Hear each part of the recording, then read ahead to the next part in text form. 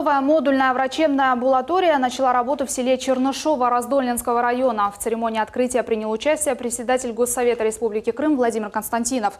Он сообщил, что в рамках программы модернизации здравоохранения на территории республики в этом году уже установлено 45 модульных ФАПов. Кроме того, выделены средства на ремонт и строительство в общей сложности сотни капитальных медучреждений первичного звена. Однако, по словам спикера, на сегодняшний день необходимо открыть еще более 300 таких объектов в Крыму. В рамках поездки в поселке Раздольное Владимир Константинов передал 4 крымско-татарским семьям ключи от долгожданных квартир. Телеканал «Милет» также поздравляет новоселов. Ключи от жилья вручаются Хулаповой Айше Абибулаевне.